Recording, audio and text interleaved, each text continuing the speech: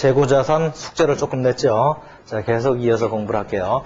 자, 우리가 재고자산 공부를 할 때, 재고자산이 참 중요하다고 그랬죠. 그래서 대차대조표에서는 걔가 유동자산에 포함되고요. 또 손익계산서에서는 매출 원가로 들어간다고 그랬어요. 그래서 상당히 중요하다. 그래서 여러분들이 재고자산 논리는 좀 잘 알아야 된다. 자, 복습을 해보죠. 자, 손익계산서를 보면은, 자, 손익계산서 체제를 보면 1번 타자가 매출액이고요. 2번 타자가 매출원가. 자, 3번 타자가 그래서 매출액에서 매출원가 들어간 비용을 빼니까 이익이다. 그런데 어떤 이익이냐? 매출을 통한 이익이다. 그래서 매출 총이익 이렇게 계산됐죠. 그래서 매출액에서 매출원가를 차감해서 매출 총이익을 계산하시고요. 매출원가는 어떻게 계산된다고 그러죠? 자, 처음에 들고 있던 놈, 기초재고하고 내가 올해 중에 산 놈. 거기서 창고, 나중에 창고를 뒤져보니까 안 보이는 놈이 팔려 나갔을 거야. 그렇게 우리가 계산을 한다고 그랬죠. 그래서 회계산 매출원가를 어떻게 계산한다? 첫 번째, 기초재고에서 두 번째, 당기 매입을 더하고 그래서 세 번째, 기말재고를 차감해서 우리가 매출원가를 산정한다 그랬어요. 자, 근데 이런 시스템을 통해서 하는 이유가 우리가 매출원가 분계를 기중에 안 한다고 그랬죠. 안 하는 이유가 얼마짜리가 팔렸는지 잘 모른다. 그리고 또 귀찮다. 그런 여러 가지 원인 때문에 우리가 매출원가를 기중에 평소에 분계 안 하고 언제 한다? 다 끝난 기말에 완샷에 한번 한다 그랬어요. 자, 근데 매출원가를 기중에 분계 안 하는 이유가 어느 놈이 팔렸는지 잘 몰라서 안 한다. 그럼 기말 되면 아냐? 남아있는 놈이 어떤 놈인지 아냐? 역시 모른다고 그랬어요. 자, 그래서 우리가 이 기말 재고를 산정할 때 어떻게 한다고 그랬죠? 일단 수량 곱하기 단가 내지 뭐 금액 이렇게 되겠죠. 몇 개짜리 얼마가 있느냐, 얼마짜리 몇 개가 있느냐, 이렇게 요 두 개의 곱으로 우리가 기말 재고 자산이 얼마가 남았다 이렇게 우리가 계산될 수가 있고요. 자, 이 수량을 카운팅할 때 어떤 방법이 있냐면 실사법이 있고 두 번째 계속기록법. 뭐 실지재고조사법 내지는 계속기록법 이렇게 하는데요. 자, 실사법은 어떻게 한다고요?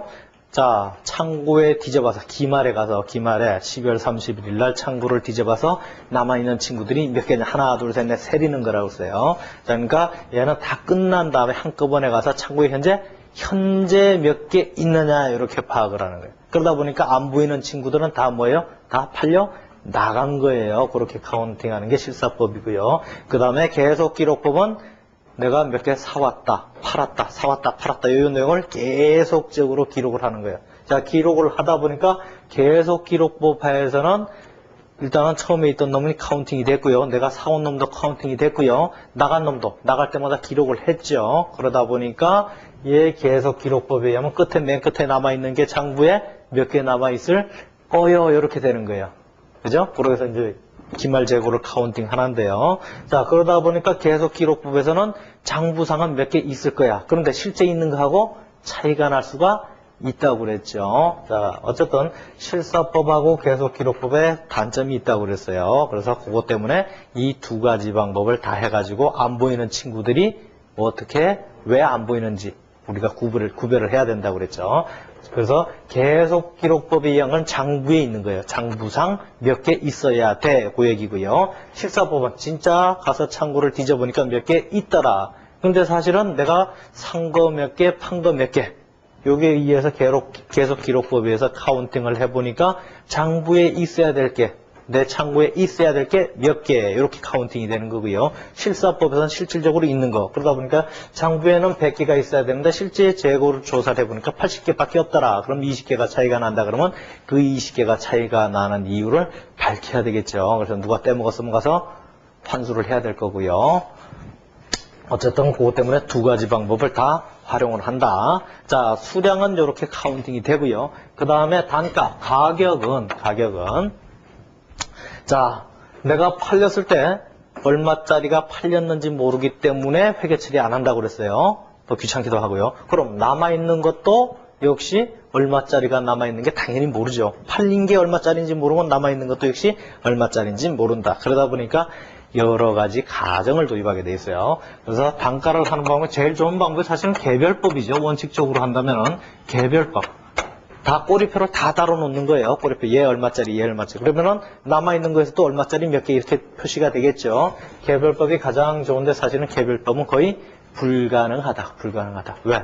뭐 100원짜리 2만 개, 200원짜리 3,000개. 단가가, 인건비가 더 많이 들어가겠죠. 딱지 붙이는 비용 내지는 그것을 조사하는 여러 가지 비용이 상당히 많이 들어요. 그러다 보니까 현실적으로 거의 불가능한 방법이다. 물론 이거 쓰는 방법들이 있죠. 이거 쓰는 업종들이 비행기, 배 이런 것도 충분히 쓸 수 있어요. 그죠?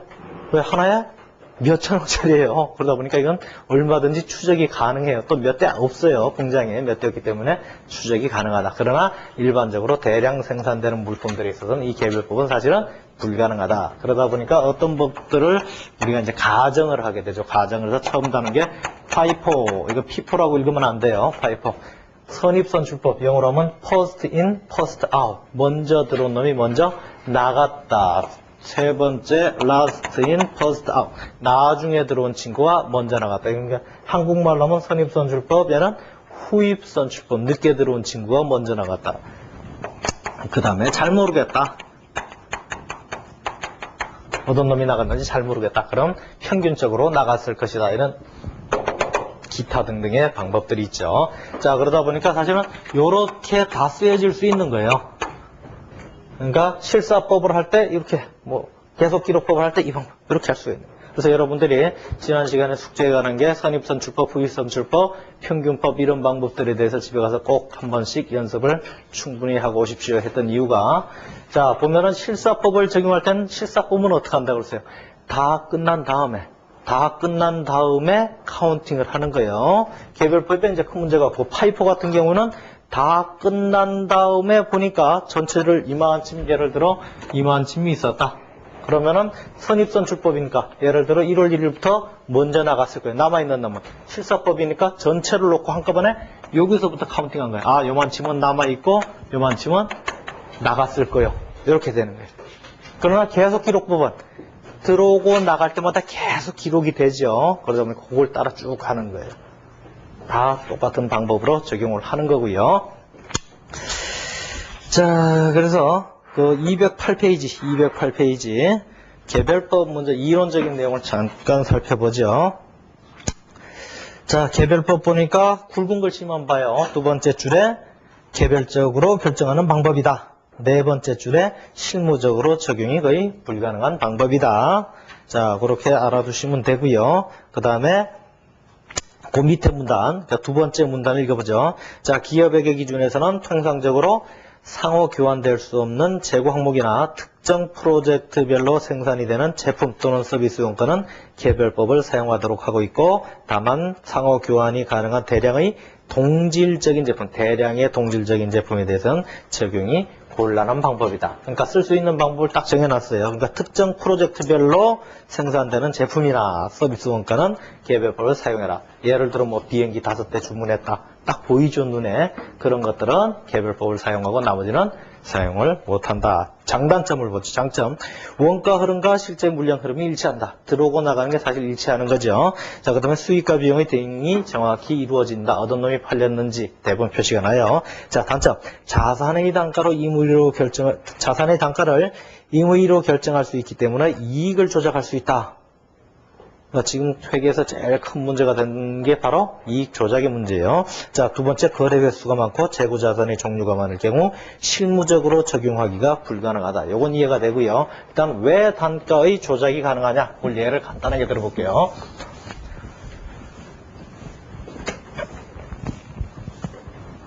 자, 예를 들죠. 비행기가 있다고 쳐요. 비행기를 만드는 회사다. 그래서 비행기가 현재 2대가 있다고 가정해요. 2대. 비행기가 2대가 있다. 비행기 2대. 그런데 어쨌든 똑같은 제품이다. 성능이고 뭐고 다 똑같은 제품이다. 똑같은 제품인데 한 대는 100억 주고 만드는 거다. 한 대는 물가가 올라서 150억 주고 만들었다. 똑같은 제품이에요. 성능도 똑같고 모든 게 똑같아. 예를 들어 뭐 F15다. 그러면 성능도 똑같고 모든 게 똑같은데 이때는 물가가 쌀 때 만들어져서 100억짜리고요. 이때는 150억 주고 만들었대요. 뭐 기름값도 올라가고 또 알루미늄 원석 또 가격도 올라가서 어쨌든 비싸게 만들었다. 이렇게 쳐봐요. 자, 어쨌든 야가 먼저 만들었고 야가 다음에 만든 친구다. 자, 요런 상태에서 이 비행기를 170억에 팔았다고 가정을 해보죠. 170억에 한 대 팔았다. 170억에. 자, 개별법이라고 가정해요. 개별법. 자, 예를 들어서 지금 여러분들이 어떤 거를 팔렸다고 할지는 여러분들이 어느 정도 마음대로가 가능하겠죠. 예를 들어 우리 회사는 지금 이익이 별로 안 나서 이익이 많이 났으면 좋겠다 하면 여러분들은 어떤 걸 팔아먹어야 돼요? 싼 걸 팔아먹어야지. 똑같은 제품이에요. 얘를 팔아먹은 걸로 하면 이익이 얼마예요? 70억이에요. 얘를 팔아먹은 걸로 하면 20억밖에 안 나요. 그렇죠? 그러다 보니까 이건 어느 정도 회사 경영자 마음에 따라서 이게 가능하다는 얘기예요. 예를 들어 지금 비행기가 이렇게 두 대가 있던 거예요. 근데 여기는 딱지가 지금 100억짜리 딱지가 붙어 있고 얘는 150억짜리. 자, 일단 한 대를 팔았어요. 그래서 기말에 경영자가 보니까 이익을 좀 많이 내야 되겠어. 이익을 좀 많이 내려면 어떻게 해요? 어떤 놈이 팔린 걸로? 야가 팔린 걸로 해야 돼. 근데 실질적으로 얘가 팔렸다고 가정을 해요. 실질적으로 얘가 팔렸음에도 불구하고 얘가 팔린 걸로 가정해야 되겠다. 그럼 어떻게 하면 돼요? 이 딱지를 꼬리표를 떼내. 꼬리표를 떼내고 남아있는 게 어떤 걸로 하면 돼요? 얘가 팔렸으니까 남아있는 걸 얘로 하면 되죠? 그래요.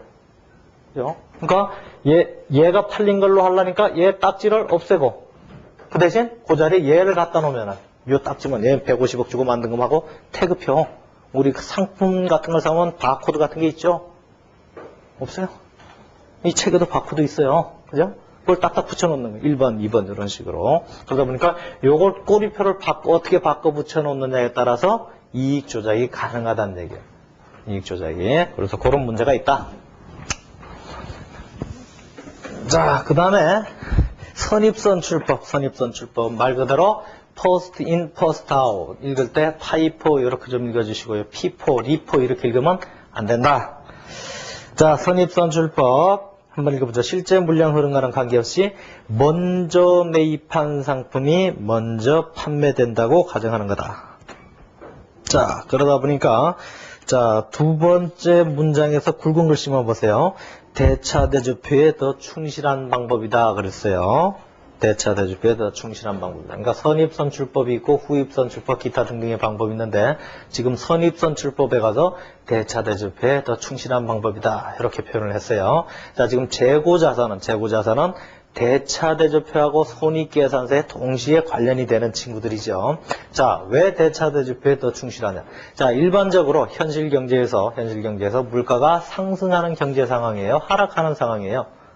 일반적으로 물가는 상승한다. 인플레이션을 기본적으로 가정을 하고 있죠. 아무 말 없더라도. 자, 그렇다면은 선입선출이다 이게. 자, 잘 생각하세요. 물가가 상승하는 상황이에요. 물가가 상승. 자, 물가가 상승했다. 자, 먼저 들어온 놈이 싸요? 나중에 들어온 놈이 싸요? 먼저 들어온 놈이 싸요. 그럼 먼저 들어온 놈이 먼저 팔려 나갔죠. 남아있는 놈은. 비싼 놈이 남아있는 거예요. 나중에 들어온 친구가 창고에 남아있을 수밖에 없죠. 실제는 어떤지 몰라요. 우리가 머릿속으로 그냥 약속을 한 거예요. 야, 먼저 들어온 놈이 먼저 나갔다고? 치자. 실질적으로 그랬는지 안 그랬는지는 아무도 모른다. 그런데 우리가 약속을 먼저 들어온 놈이 먼저 나갔다고 가정을 하자 그랬어요. 그러다 보니까 먼저 들어온 놈이 먼저 나갔다. 즉 싼 놈이 먼저 나가고요. 남아있는 놈은 비싼 놈이에요. 자, 남아있는 놈은 최근에 가격하고 가장 가깝죠.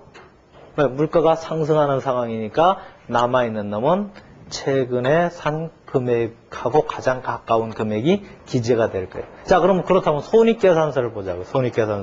손익계산서에는 옛날에 즉 먼저 산 놈이 싼 놈이 나간 걸로 돼 있어요. 그런데 물건을 팔 때 가격은 어느 때요? 현재 파는 거죠. 그런데 비용으로 들어가는 금액은 언제? 과거의 금액이 비용으로 들어가는 거예요. 아까 뭐 100억에 만들었다, 150억에 만들었다. 그러면 선입선출법은 100억짜리가 나간 거죠. 가격은 현재 가격, 파는 가격은 수익은 현재의 가격인데 비해서 비용은 과거의 비용이 대응.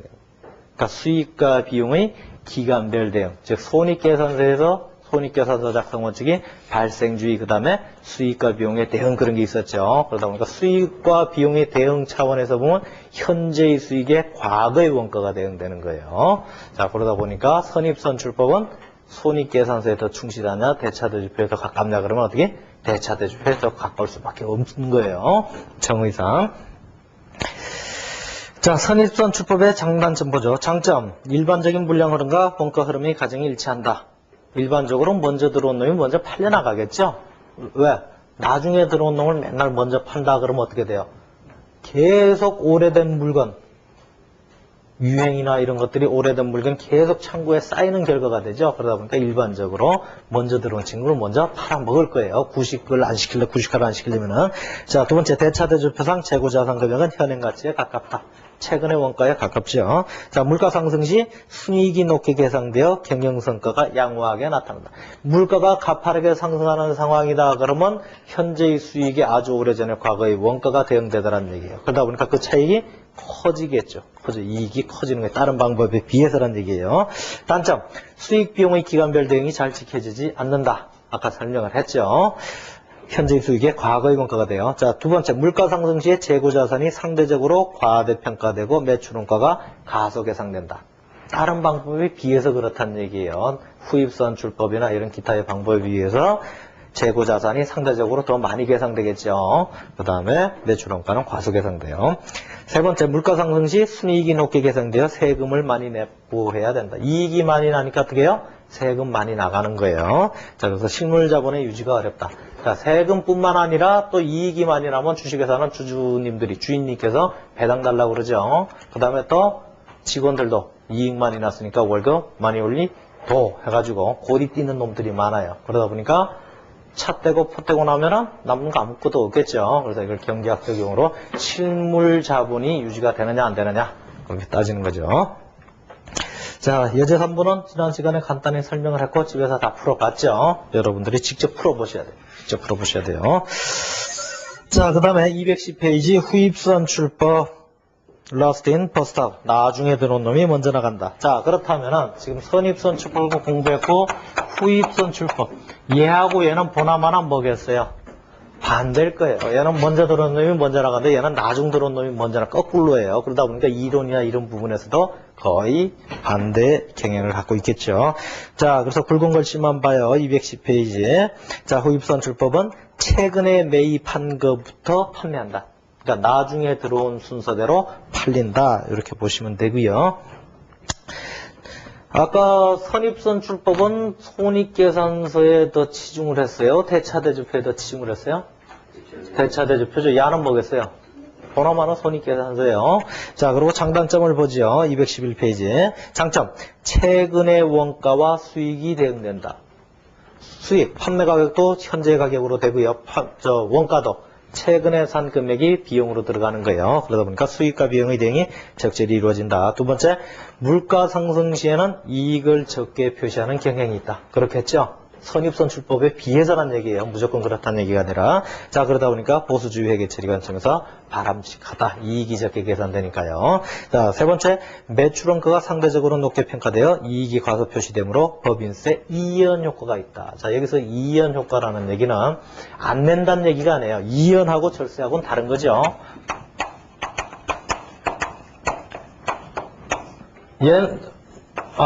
절세, 탈세, 뭐 이런 개념도 있죠. 법인세 이연 효과다.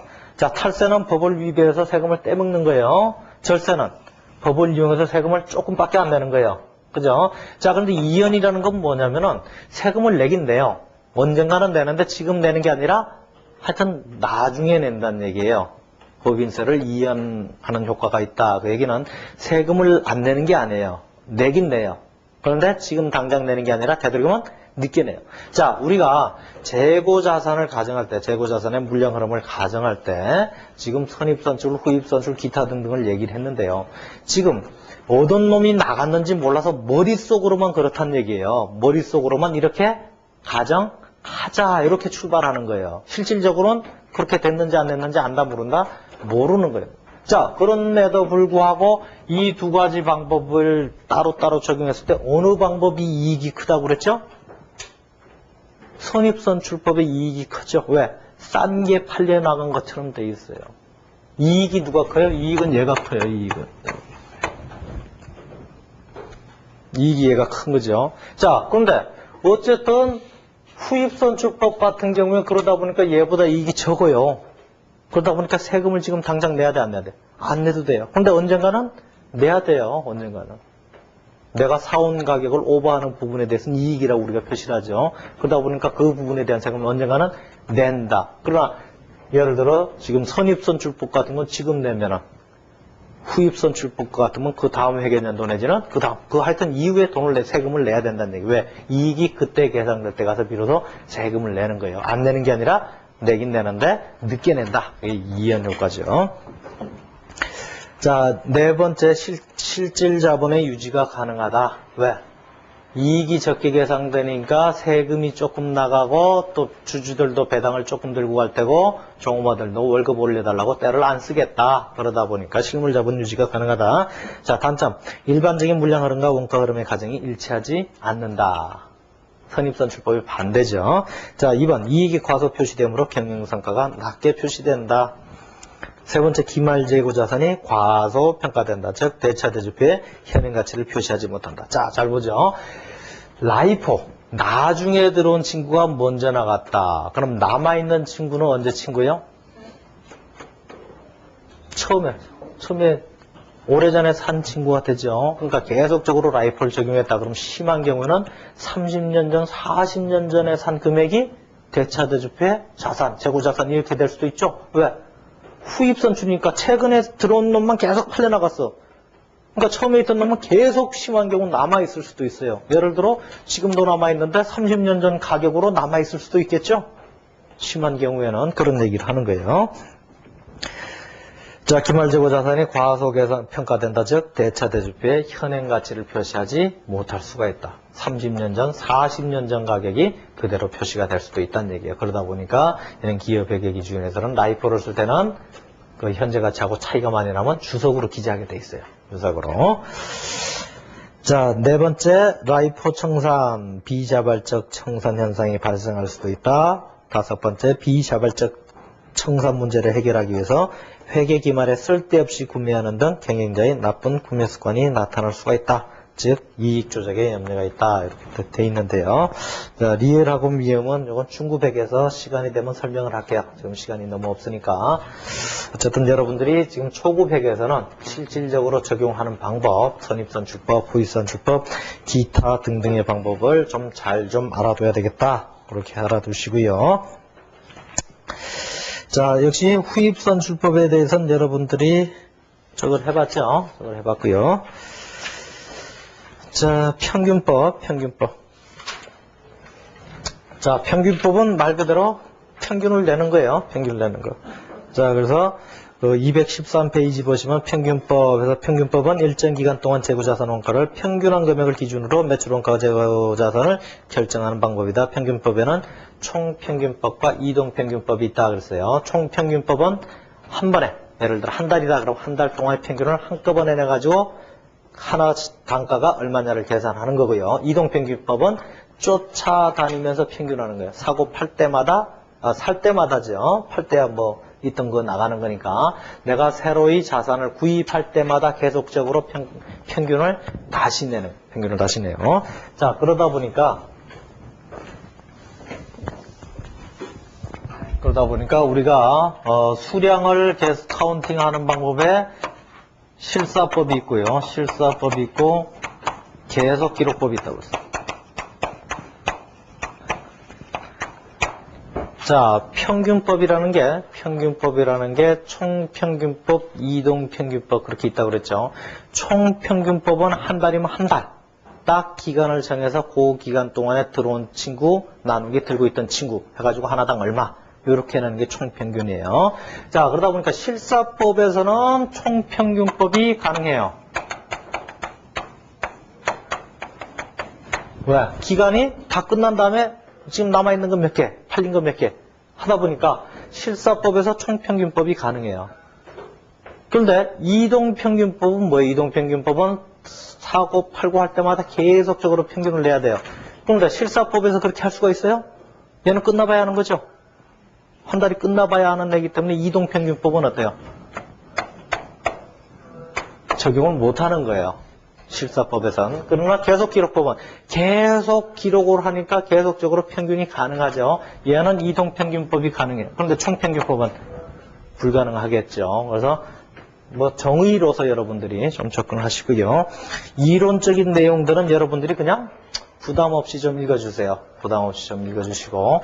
왜냐면은 지금 우리가 목욕탕에 가면 뭐 찬물에 들어갔다 뜨거운 물에 들어갔다 하는데요. 평균법은 뭐예요? 뜨뜻 미지근한 거죠. 극과 극은 선입선출법, 후입선출법이 극과 극이에요. 그 중간에 있는 애들이 평균법이에요. 평균법. 자, 그래서 여러분들이 뭐 그 계산 방법까지 쭉 해주시고요. 해주시고, 그리고 뭐 혹시 이제 객관식을 공부하시는 분은 잘 모르겠다. 답이 뭔지 잘 모르겠다. 그럼 보나마나 후입선출법이 답일 거예요. 객관식을 공부하시는 분들은 잘 모르겠다 하면은 웬만하면 재고자산하고 관련돼서 답이 후입선출법으로 답을 쓰시면 거의 95%는 정답일 거예요. 잘 모르면 그걸로 찍으시고요. 잘 아시면은 그냥 적당히 계속 하시면 돼요. 왜냐면 후입선출법이 지금 아까 뭐 조금 어려운 뭐 라이프 청산 현상이 발생된다. 그 방법을 회피하기 위해서 뭐 기말에 쓸데없이 구매하는 등 나쁜 구매 습관이 나타날 수도 있다. 그렇게 설명을 드렸죠. 그게 걸어놓고 그게 뭐 선입선출법이다. 뭐 그렇게 많이 떠들어요. 그리고 후입선출법이 이론적으로 좀 거리가 많아요. 말할 거리가. 그러다 보니까 객관식 같은 경우는 거의 후입선출법이 정답이 될 확률이 상당히 높다. 그렇게 알아두시고요. 자, 그 다음에 예제 7번. 예제 7번. 예, 7번. 아주 중요한 문제야. 상당히 중요한 문제가 되죠. 자, 예제 3번부터 예제 6번까지의 결과를 이용해서 각 방법 하에서 물가 상승 시 기말재고는 어떤 놈이 크냐, 매출원가는 어떤 놈이 크냐, 이익은 어떤 놈이 크냐, 법인세 유출은 어떤 놈이 크냐. 그래서 기타 등등 쭉 여러 가지 방법을 비교하고 있어요. 자, 일단은 선입선출법 먼저 쓰죠.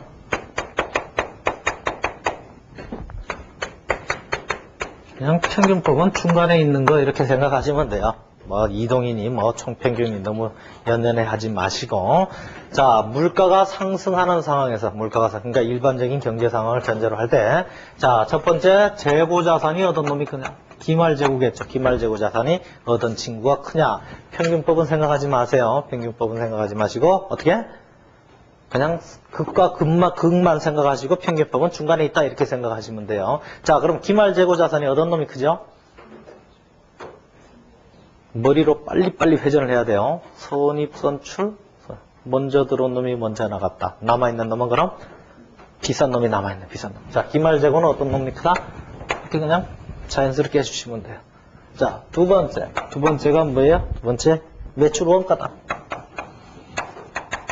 매출원가는 어떤 놈이 클까요, 그럼?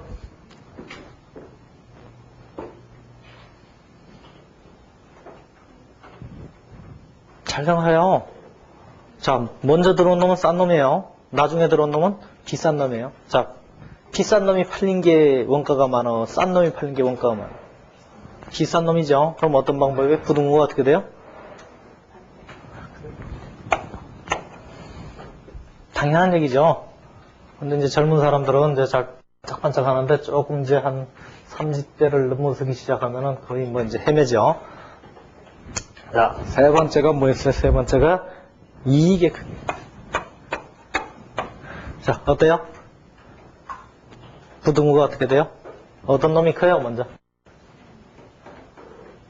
이렇게 되겠죠? 아니, 원가가 크다면, 원가가 크면은 비용이 많이 잡힌 거죠? 그럼 이익은 당연히 적을 거예요. 그런데 이 가정들은 다 실제 그렇다? 아니에요. 머릿속으로만 그렇다 치자예요. 그러니까 매출원가 들어오는 얘기를 보세요. 매출액. 이 어떤 방법을 쓰든지 돈 똑같죠? 그래요. 이게 제일 중요한 지금 논리예요. 이거 엄청나게 중요해요. 얘는 픽스가 되어 있어요. 자, 매출원가는 계속 변하죠. 기초재고 어때요? 픽스죠? 처음에 샀던 게 변하네요? 어떤 방법 안 해요? 처음이 그대로. 자, 단기 매입. 오늘 사온 거. 안 변하죠? 변하는 건 얘만 변합니다. 얘만 실질적으로 그렇든지 안 그렇든지 우리가 잘 몰라요. 그러나 저런 방법으로 가정하는 거예요. 가정. 세 번째 이익. 네 번째 법인세 유출액. 세금 유출액. 세금은 실질적으로 나가는 거예요. 어떤 놈이 세금이 많이 나가요? 이익이 많으면 세금도 많죠. 세후 현금으로.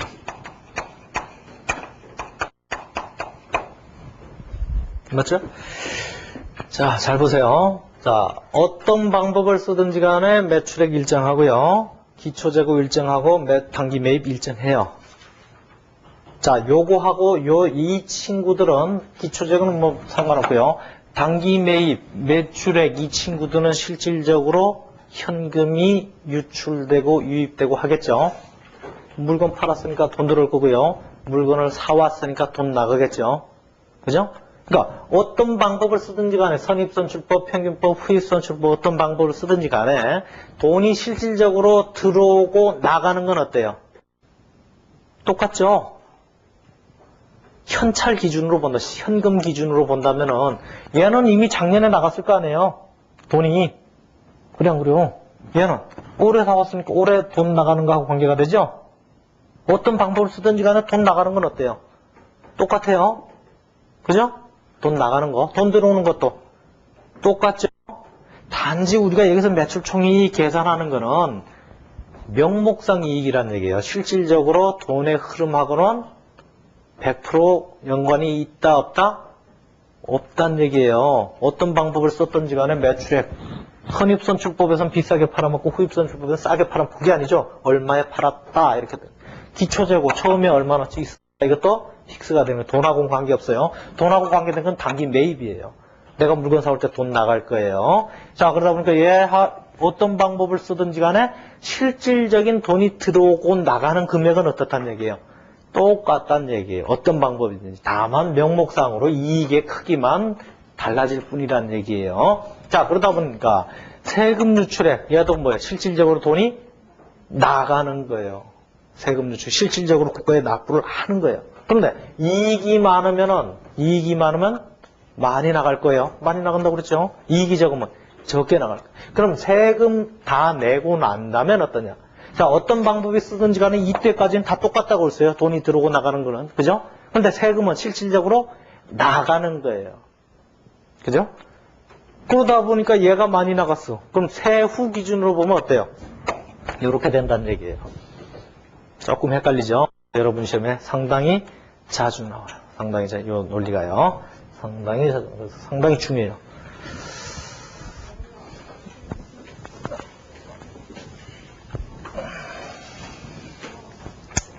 자, 다시 한번 아주 무지무지하게 중요한 논리니까 한 번 더 정리를 해요. 자, 기말재고. 기말재고는 여러분들이 딱 비교할 때 선입선출하고 후입선출만 딱 비교하면 돼요. 평균은 무조건 중간에 있는 거다. 자, 기말재고는 어떤 놈이 크다고 그랬어요? 선입하고 후입 중에. 선입이 커요. 그럼 이익은 어떤 놈이 커요?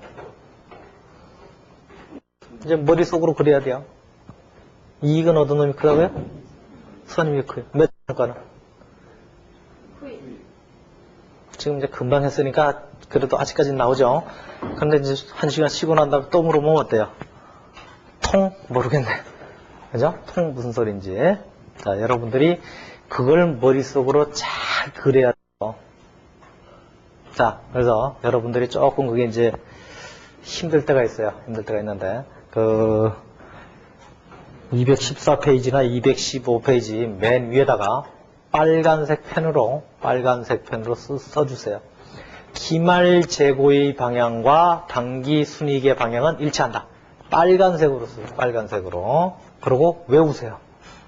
기말재고의 방향 내지는 크기와 당기 순이익 내지는 이익의 크기나 방향과 일치한다. 기말재고의 크기와 당기 순이익의 크기는 일치한다. 내지는 기말재고의 방향과 당기 순이익의 방향은 일치한다. 아니 써고 빨간색으로 쓰시고 외우세요. 제가 초급 회계에서 유일하게 외우라고 하는 단 한 가지예요. 그건 공식은 안 해요. 공식은 아니지만 좀 외워주세요. 자, 왜 외우라고 하는 건지는 그는 여러분들이 나중에 공부를 좀 더 하시면 알 거예요. 하시면 나중에 뭐 오류 수정 같은 파트가 있어요. 중급 회계 가시면은 거기서 요걸 잘 아셔야 여러분들이 답을 내고요.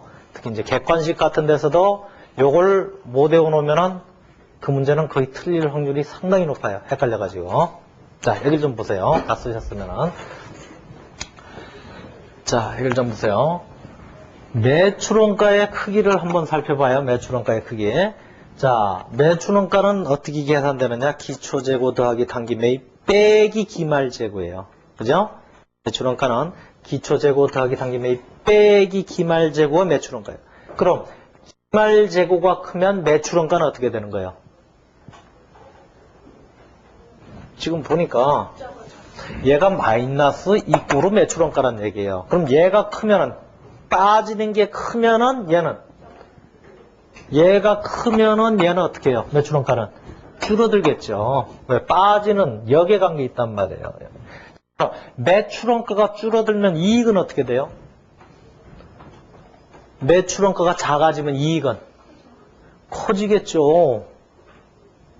이걸 뭐 당근이라고 그러지 요새. 그죠? 당연히 매출원가가 비용이 적으면 이익은 당연히 커지는 거예요. 자, 그러고 보니까 이 기말재고의 방향하고 이익의 방향은 어떻다? 같다는 얘기예요. 그래서 아예 외우라는 얘기예요. 근데 논리적으로 당연한 얘기예요. 그럼에도 불구하고 유일하게 외우라고 그러죠. 제가 회계학에서 유일하게 외우라고 하는 게 바로 이거예요. 꼭 외워달라. 자, 그럼 봐요. 기초재고의 방향하고 매출원가의 방향은 어때요? 기초재고가 커진다. 매출원가는? 잘 생각해요. 기초재고가 커진다. 매출원가는? 봐요. 기초재고 더하기 당기 매입 빼기 기말재고. 얘들이 크면 얘도 어떻게 돼요? 커지죠.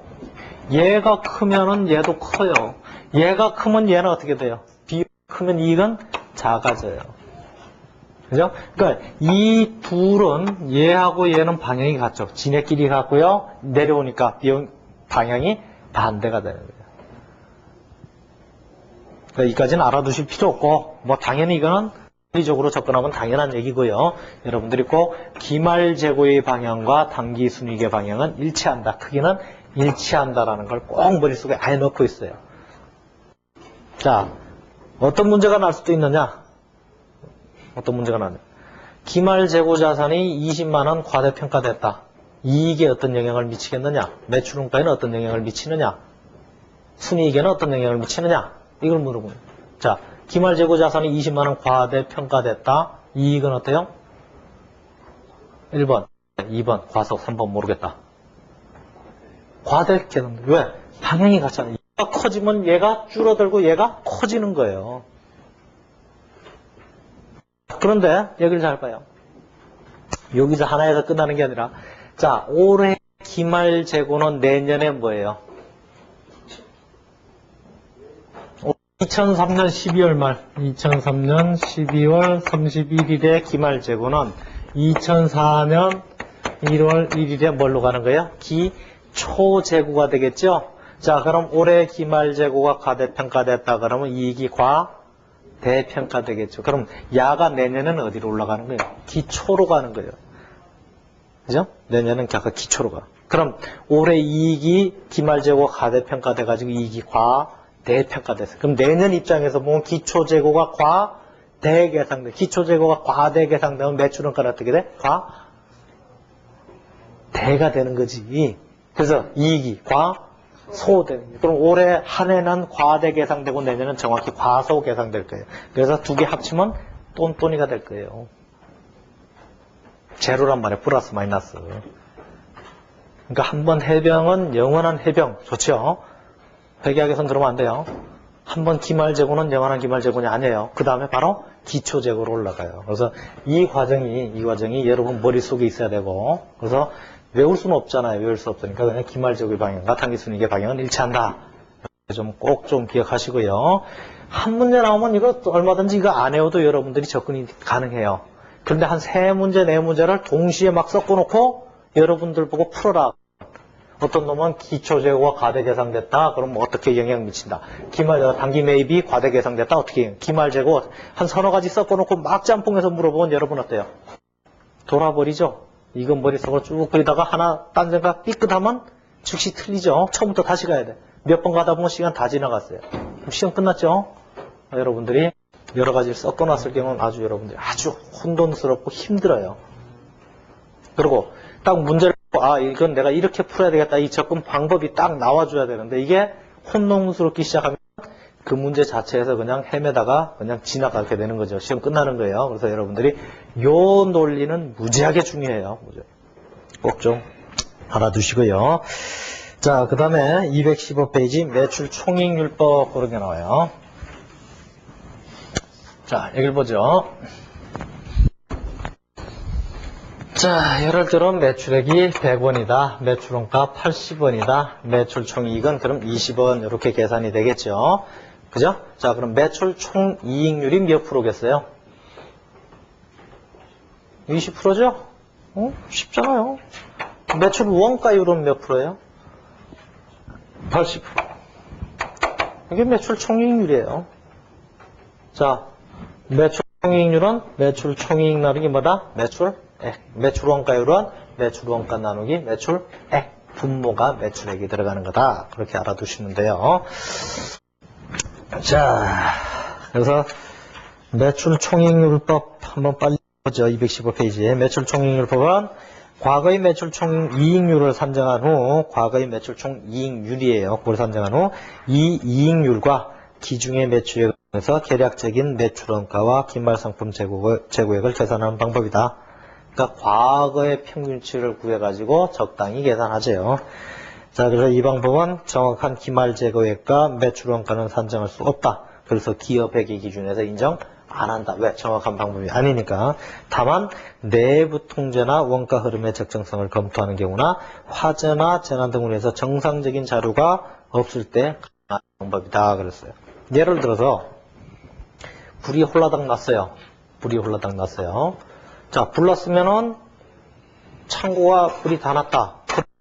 자료가 있겠어요? 없겠어요? 없어요. 자료가 없으니까 대강 얼마가 탔느냐. 그래서 사실 여러분이 아시는 자격증 중에 손사정인 이런 게 있죠. 또 아시는 보험 중에 화재보험 이런 거. 불났다 이게 불났다. 그럼 보험에 가입해서는 나중에 뭘 받아야 돼요? 보험금을 받아야 돼요. 보험금. 그런데 얼마가 탔는 줄 알아야지 보험금을 줄 거 아니에요.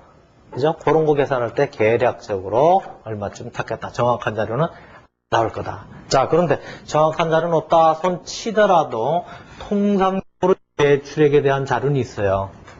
불이 다 나도. 왜냐면 일반적으로 거래처들이 있고 거래처하고 거래할 때 그냥 맨입으로 거래하고 마나요? 아니죠. 그래서 보면 세금 계산서 여러분들 학생들은 잘 모를 텐데 매출을 하면은 반드시 그 거래 증빙을 남겨놔요. 그리고 우리나라 같은 경우 보통 부가가치세 를 납부하게 돼요. 부가가치세. 그러다 보니까 상품 가격의 10%를 정부에 세금을 내요. 상품 가격. 그리고 신고하게 돼 있어요. 정부에. 그러다 보니까 내가 매출할 때 세금 계산서라는 그 정부에서 정한 양식을 발부하게 돼요. 그럼 상대방은 그걸 받아가지고 다시 정부에 제출해야 되는 의무가 있어요. 그러다 보니까 매출액에 대한 자료도 나올 거예요. 그 다음에 기초재고도 다 불이 나더라도 처음에 얼마 있었다. 이거 나오겠죠? 왜? 작년에 이미 해가지고 내가 세무서에도 신고를 했을 거예요. 그리고 상장기획 같으면 다 컴퓨터에도 띄우고 정부에도 제출하게 돼 있어요. 작년 기말재고가 얼마다. 그러다 보니까 작년의 기말재고는 올해 기초재고가 될 거예요. 그 다음에 단기 매입. 이것도 내가 물건 사온 것도 불이 다 탔을지라도 얘가 세금계산서가 있으면 나도 세금계산서가 있어요. 내가 발행했으면 내가 사올 땐 자가 나한테 발행을 해줄 거예요. 그러다 보니까 내가 없더라도 자는 들고 있어요. 그러다 보니까 이 자료도 있어요. 그럼 보통 아무리 불이 났고 어쩌고 돼도 이 자료 있지, 이 자료 있지, 이 자료는 있어요. 그럼 없는 자료가 뭐예요? 얼마 남아 있었느냐는 아무도 모르는 거죠. 그러니까 요걸 추정하는 거예요. 그래서 요걸 추정하면은 매출원가가 계산이 되는 거고 야가 계산이 되는 거예요. 통상적으로 지금 매출 총이익률법이니까 야가 탔으니까 매출원가 계산이 안 되죠. 그래 안 그래요?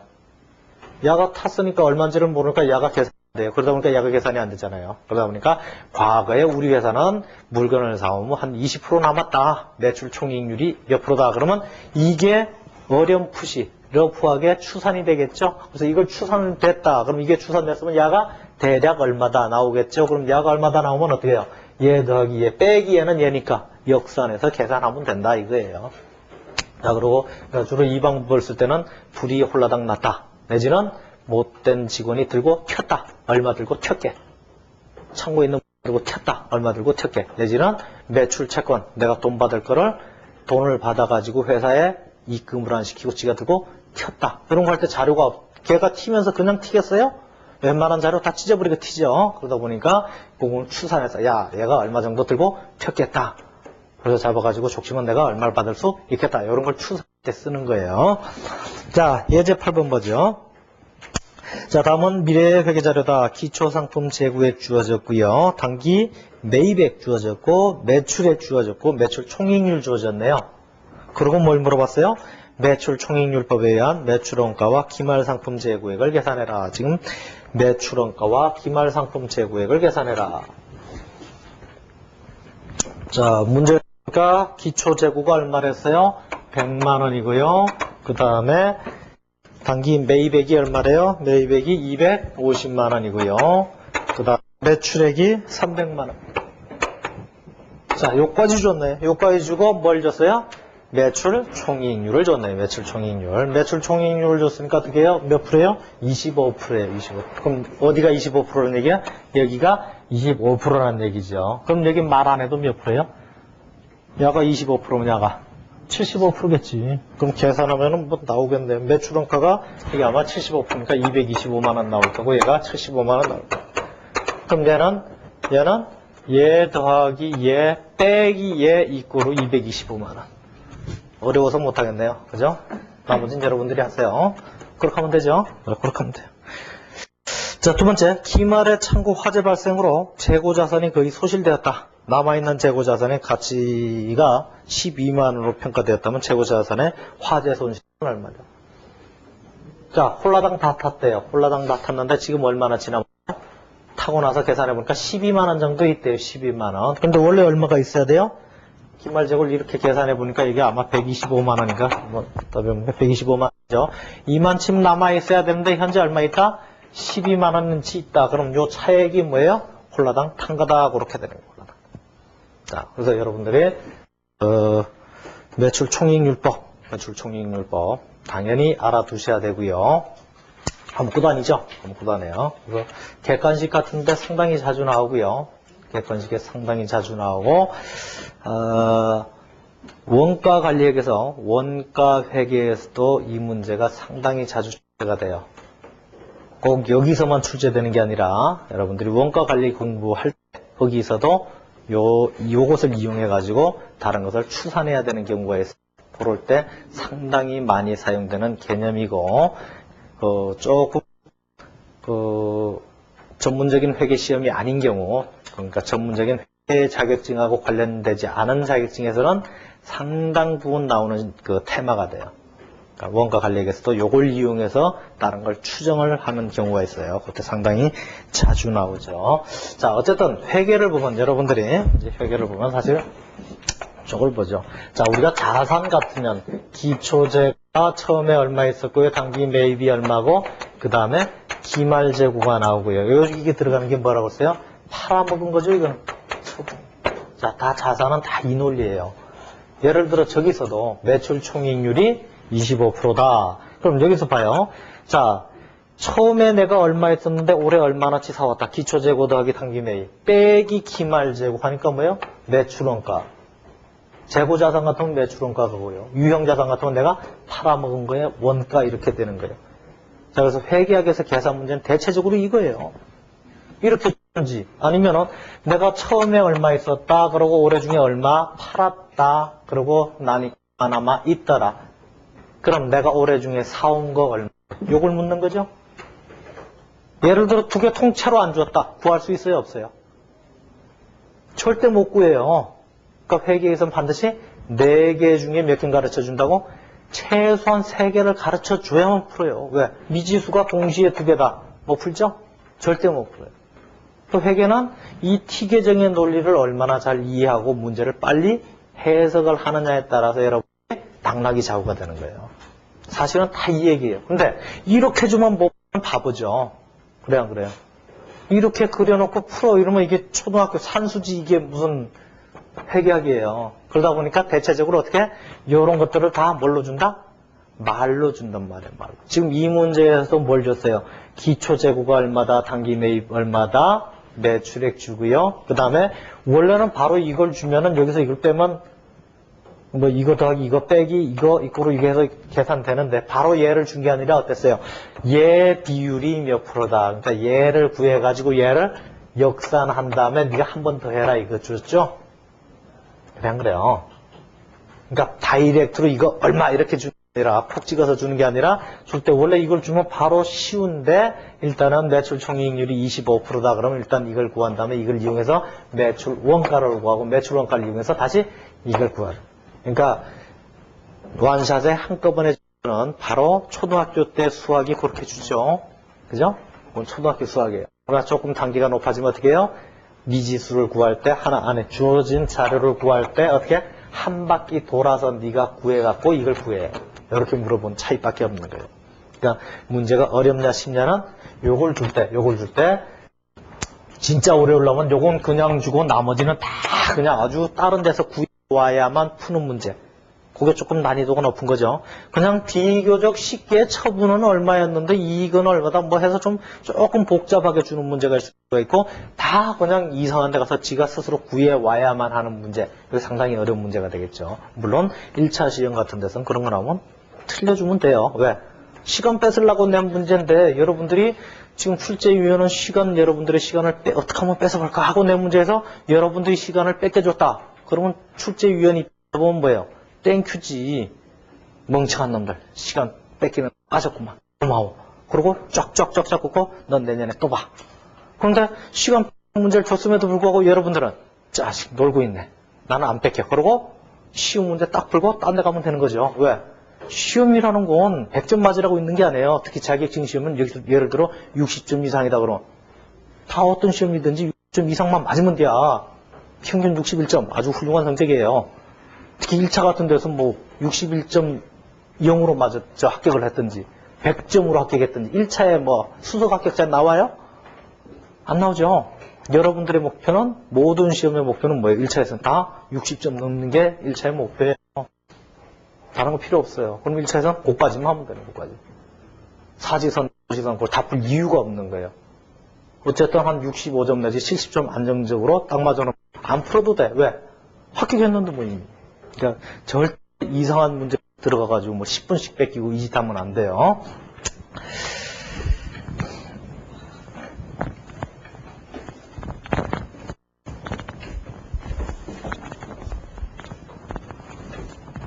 자,